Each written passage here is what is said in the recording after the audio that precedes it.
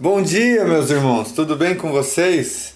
É uma alegria conversar com vocês nessa manhã de segunda-feira, dia 20 de junho de 2016. Eu gostaria de refletir com vocês um pouco do que a gente conversou aqui em casa no sábado, no encontro que a gente teve, e nós conversamos a respeito daquele momento em que Jesus foi traído por Judas Iscariotes antes da sua crucificação. E um pouco antes disso, Jesus estava angustiado até a morte lá no Monte Getsemane. E então ele diz isso para os seus discípulos: fiquem aqui e vigiem comigo, orem comigo. Minha alma está angustiada até a morte. E então ele vai para um canto para orar, mas quando volta dessa oração, ele encontra os seus discípulos dormindo. Jesus os repreende, os chama a levantar, diz: vocês não conseguem vigiar comigo nem por uma hora? E então eles voltam a orar, Jesus vai para o seu canto orar novamente. Quando ele volta, ele encontra os seus discípulos dormindo, dessa vez não diz nada, ele volta a orar, e quando volta para os seus discípulos, ele disse: levantem-se, já é a hora do Filho do Homem ser entregue. Eu fiquei pensando nesse episódio, nessa situação, o que é que faz a gente adormecer quando algo tão importante está para acontecer? Isso não é comum, do ponto de vista de que quando a gente tem uma prova no dia seguinte, muitas vezes a nossa ansiedade, ela faz com que a gente fique acordado, tenha dificuldade de dormir. Quando a gente tem uma coisa importante para acontecer no dia seguinte, a gente geralmente fica meio que afoito, aflito, fica meio que em alerta, e isso dificulta o nosso sono. Mas os discípulos parece que não estão conscientes de que algo tão importante vai acontecer. Mesmo Jesus dizendo que ele iria ser entregue aos magistrais, mesmo ele dizendo que ia morrer, mesmo ele dizendo que a alma dele estava angustiada até a morte, os discípulos não foram capazes de orar com Jesus nem por uma hora. O que é que pode tornar a nossa mente anestesiada diante de grandes oportunidades e de um grande acontecimento? O que é que pode tornar a nossa mente tão assim alheia, alienada ao que Deus está fazendo, a ponto de nós estarmos dormindo quando era para a gente estar orando, quando era para a gente estar em alerta, quando era para a gente estar consolando, quando era para a gente estar lutando com o outro as suas lutas, chorando com o outro, buscando a Deus pela vida do outro, o ajudando, o fortalecendo, orando por ele. Como é possível a gente estar dormindo, anestesiados, diante de uma situação onde nós deveríamos estar interferindo, onde a gente deveria estar ativos, onde a gente deveria estar tomando iniciativas na direção daquilo? Eu acho que é exatamente o que está acontecendo hoje em dia. A maioria das pessoas estão anestesiadas. A maioria das pessoas estão dormindo quando deveriam estar de pé, orando e tomando iniciativas e consolando. Aquele era o momento onde Jesus queria os seus discípulos com ele. Aquele era o momento onde Jesus queria que os seus discípulos chorassem com ele, orassem com ele, pedissem a Deus a ajuda para enfrentar aquela situação. No entanto, até ali, Jesus estava sozinho. Não apenas na crucificação, porque o pastor foi ferido e as ovelhas se dispersaram, mas ali também Jesus se viu sozinho diante de discípulos que, ao invés de estarem alertas e acordados, estavam dormindo. Esse é um perigo que corre todo ser humano que crê em Jesus. De ser anestesiado pelas coisas dessa vida. De estar tão atolado em busca do sucesso que esta vida propõe. De estar tão aflito com a resolução dos problemas temporários que não enxerga uma necessidade, mesmo que aquilo esteja na sua cara, diante dos seus olhos. É por isso que Jesus disse para a gente orar e vigiar, para a gente se manter em alerta. Por isso que Jesus contou a parábola das virgens preparadas, prudentes e das insensatas, das despreparadas. É por isso que Jesus disse que a vinda do seu reino é como um ladrão que chega sorrateiramente sem que ninguém saiba o dia e nem a hora. É por isso que Jesus disse que no fim dos tempos, por causa do aumento da iniquidade, o amor de muitos se esfriaria.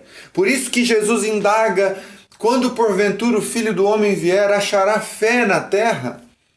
Porque Jesus já estava dizendo e falando desse amortecimento da consciência, onde as pessoas estariam tão preocupadas com outras coisas.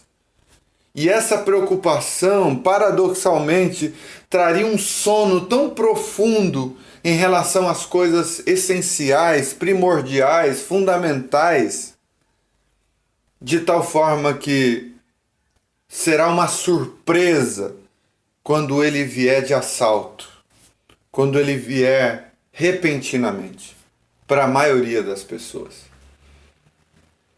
E a pergunta que eu gostaria de fazer para você nessa manhã é exatamente isso. Você está acordado? Você está percebendo os movimentos do Espírito na terra? Você está atento ao que está acontecendo em você e para fora de você, ao seu redor? Você tem enxergado as pessoas que estão angustiadas até a morte, de tal maneira a quebrar os protocolos, de tal maneira a tomar iniciativas na direção delas, inclusive quando ninguém está tomando iniciativas na direção delas? Você é alguém atento ao momento da história das pessoas que estão sofrendo?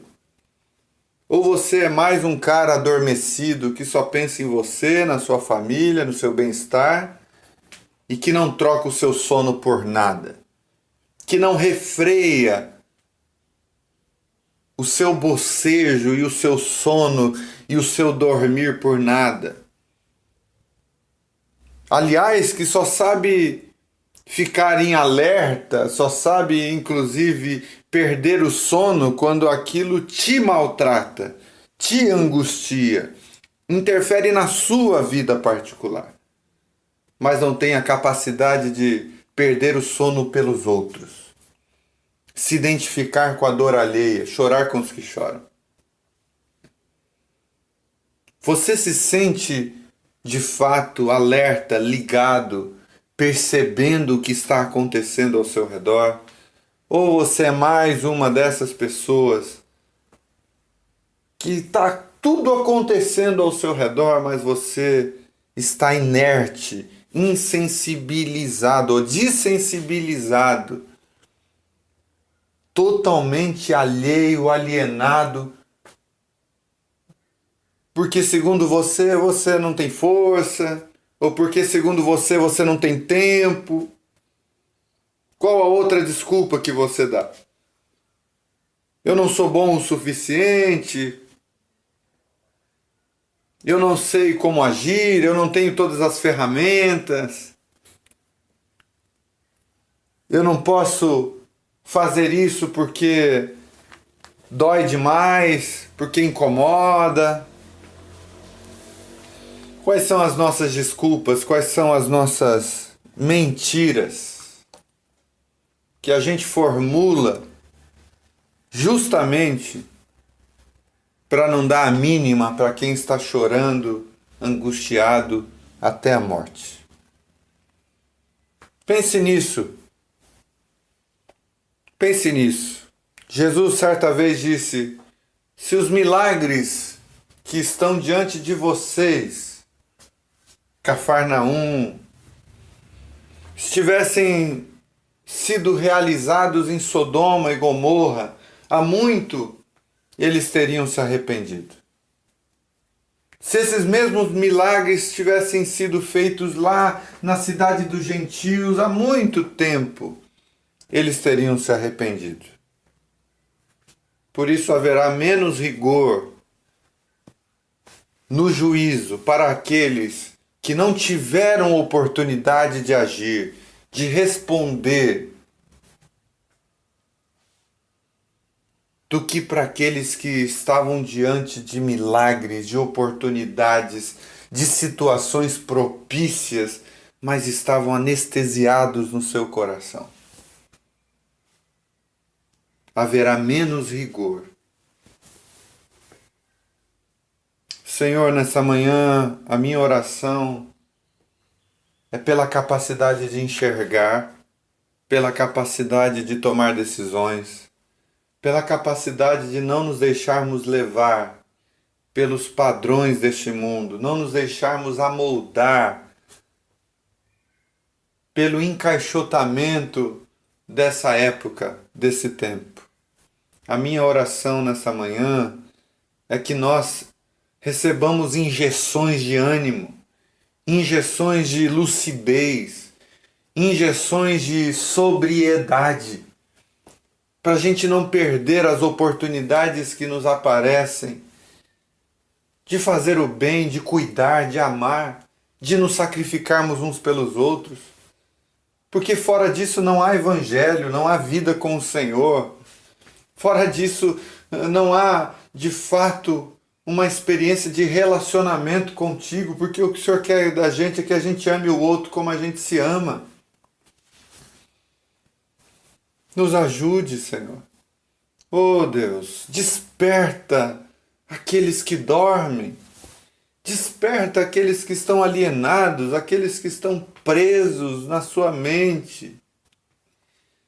Senhor, a minha oração nessa manhã é para que a gente não durma enquanto nós estamos diante de situações onde nós podemos servir, cuidar, amar, ajudar. A minha oração é para que o anestesiamento dessa época, desse tempo, não venha nos tomar de tal forma que a gente perca a noção do tempo, do espaço e das situações. Oro para que essa chama do teu amor permaneça acesa em nós, de tal forma que nós tenhamos sentimentos que busquem a tua vinda, que queiram a tua vinda, que digam, ora vem, Senhor Jesus, ao mesmo tempo que se move na direção do outro, como sendo Jesus chegando para ele, como sendo o próprio Cristo acolhendo a dor do outro e chegando para a vida do outro. A minha oração é que para que, apesar de a iniquidade estar aumentando, o nosso amor não se esfrie. Afinal de contas, nós não podemos alterar o amor dos outros, mas nós podemos, sim, Senhor, buscarmos meios de não perdermos a fé e de não esfriarmos na nossa consciência de quem Tu és, do que Tu és em nós e o que o Senhor quer de nós para a vida, para os outros, para os nossos irmãos. Eu oro assim, no nome de Jesus. Amém.